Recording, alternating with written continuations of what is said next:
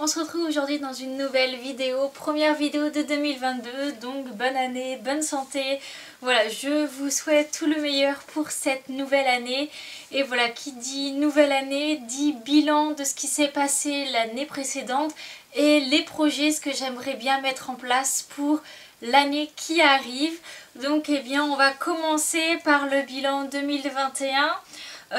Ça va être assez rapide puisqu'il n'y a pas eu d'énormes choses niveau équitation.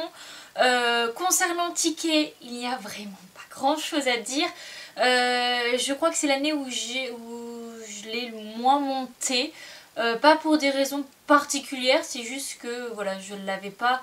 D'habitude je le monte une semaine sur deux, là cette année pas trop, j'ai quand même beaucoup plus monté la mise. Je ne l'ai pas pris en DP cette année, je ne l'ai pas sorti en concours, donc il n'y a pas grand chose à dire sur Ticket. Mais voilà, il est toujours fidèle à lui-même, il travaille toujours très bien et je me fais toujours autant plaisir avec. Ensuite, concernant Miss, ça a été très fluctuant. Il y a eu des hauts, des bas, des très bas, des hauts, des bas. Et voilà, ça a été une année un petit peu compliquée. Grosse remise en question, notamment à l'obstacle. Donc avec la Miss. Remise en question aussi au niveau des concours, parce que ça n'allait pas trop. Voilà, j'ai eu une grosse frayeur en obstacle en juin. Qui voilà, était un peu compliqué à se remettre dans le bain.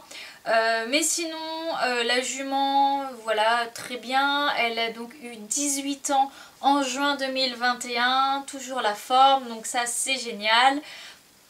Je l'ai prise en demi-pension dans le mois de juillet ainsi que pour les vacances de Noël. J'ai pu faire la dernière séance de 2021, donc le 31 décembre, avec une jument qui a enfin compris quelque chose que je lui propose à chaque séance depuis au moins 3 ans, une extension d'encolure au galop, et elle a enfin compris, elle a mis son bout du nez limite dans le sable. Donc franchement on peut pas mieux finir l'année avec Miss, même si ça a été très compliqué. Voilà, on finit sur quelque chose de très très positif, donc voilà, c'est ce qu'on va garder en tête. J'ai regardé ma vidéo bilan et projet de l'année dernière, donc les projets que j'avais décidé pour l'année 2021. Le seul objectif que j'avais, c'était de passer mon galop 7 et bah non, je ne l'ai pas passé parce que je n'avais ni le temps ni l'argent, et à l'autre moment j'avais le temps mais pas l'argent, enfin tout un truc comme ça, ce qui fait que je ne l'ai pas passé. Mais ce qui fait que l'un des premiers objectifs pour l'année 2022, c'est donc de passer ce fameux galop 7, que je sois tranquille avec les passages de galop par la suite.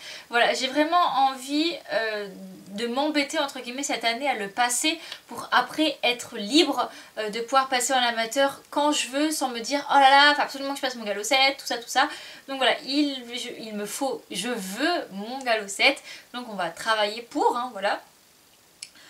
Ensuite du coup, objectif vraiment principal après le galop, voire même avant le galop, c'est de profiter de Miss. Cette année 2022, elle va avoir 19 ans, oui c'est ça, 19 ans. Donc ça commence à faire pour une jument de club, une pur sang qui a eu des problèmes de santé, tout ça. Voilà, ça commence à faire beaucoup, donc voilà, profiter, continuer de la muscler. En fait, plus on la travaille régulièrement, en plus dans le bon sens, mieux son dos est, mieux sa forme physique et son mental est. Voilà, donc on va pas commencer à diminuer le travail, puisque c'est pas ce qui lui correspondrait. Elle est encore bien en forme, physiquement elle va même de mieux en mieux. Donc voilà, on va continuer sur cette lancée avec Miss. J'aimerais également faire plus de concours d'obstacles et de dressage que j'ai fait l'année dernière, du coup de la saison, enfin même les deux saisons, on va parler de l'année 2021 pardon, en général. J'ai pas fait de dressage depuis 2019, puisque à partir de 2020, le Covid, machin, j'ai pas fait de concours de dressage, donc j'aimerais pouvoir en faire cette année. Et en CSO, normalement c'est ma dernière année avec Miss, donc voilà, j'aimerais profiter tant que la jument peut, voilà, sortir en concours. Je dirais un concours par mois, je trouve ça plutôt pas mal. Donc voilà, après à voir si la jument, je vois qu'il faut que qu'on commence à lâcher au niveau du CSO, on arrêtera le CSO. Pour l'instant, elle kiffe encore ça, donc j'en fais. Donc voilà, ensuite, 3 petits projets que j'aimerais faire, mais pas en mode avec Miss, ticket, tout ça. J'aimerais, donc pour ce qui est en moi en tant que cavalière, j'aimerais faire un stage d'équitation cet été, donc bon, en plus d'un stage pour passer le galop 7, mais je ne sais pas encore où est-ce que je vais le faire et dans quoi. Alors dites-moi en commentaire vous ce que vous ferez à ma place, voir si ça arrive à me décider. J'hésite entre faire un stage d'équitation western, enfin d'initiation, tout ça, j'avais fait, et c'est un milieu qui me rend assez perplexe et voilà, j'ai envie de voir par moi-même.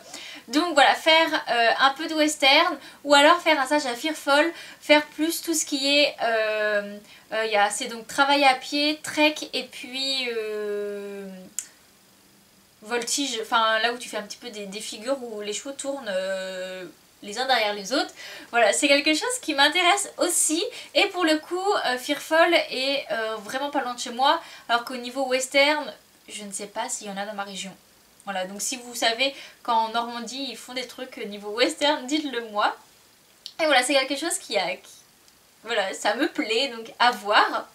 Et ensuite, 2 petites choses, mais ça c'est pas en tant que cavalière, mais en tant que personne. J'aimerais aller à La Motte en tant que spectatrice. Voilà, si La Motte il y a cette année, j'aimerais vraiment y aller. Genre, ça fait des années que je rêve d'y participer, mais que au moins j'y aille en tant que spectatrice. Voilà, c'est quelque chose qui me fait vraiment envie, donc je vais tout faire pour pouvoir y aller. Et aussi quelque chose que j'aimerais beaucoup faire, alors tout ça, ça se passe l'été, vous allez voir que je vais avoir un été vraiment chargé. J'aimerais faire comme je l'ai fait il y a au moins 4 ans, ça date, c'est d'être bénévole au Haras du Pin pour le grand complet du pain. Donc c'est en août, c'est un CCE, il y a 3, 4, 5 étoiles. Voilà, j'avais adoré être bénévole du coup lors de ce gros concours. J'avais pas pu le refaire les années précédentes puisque je travaillais. Donc si je travaille, je peux pas être bénévole plus travailler autre part. Là cet été je vais pouvoir, donc voilà, en projet du coup de retourner, mais si je n'y vais pas en bénévole, au moins retourner voir le concours. Donc voilà pour mes projets au milieu du milieu équestre pour l'année 2022. Ensuite, concernant YouTube, il va pas y avoir beaucoup de changements, mais en même temps j'ai envie de dire que l'année 2022 sera une année sans prise de tête.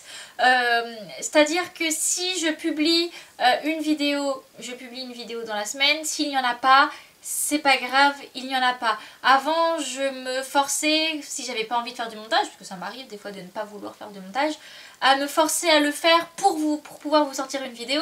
Mais ce qui fait que souvent quand je me force à faire un montage, après pendant 15 jours je ne faisais plus rien puisque je n'en avais plus envie. Donc voilà, j'ai pas envie de me forcer à faire des vidéos. J'aime toujours faire des vidéos, mais il y a des jours où j'ai pas envie, des jours où ça va être le seul jour de la semaine où je vais pouvoir filmer, mais j'ai pas envie, je préfère aller faire autre chose, ou alors je me sens trop fatiguée, ou voilà, j'ai plus envie de me forcer à vous sortir des vidéos. Et je pense même qu'en ayant cette mentalité là, je vais encore plus aimer vous faire des vidéos, voire vous en faire même plus que je ne faisais avant. Donc voilà, à voir pour ce qui est de YouTube. Voilà, maintenant que j'ai parlé de moi, dites-moi vous en commentaire votre bilan équestre pour l'année 2021 et vos projets pour l'année 2022. Voilà, je suis très curieuse de voir ce que vous avez programmé pour cette année.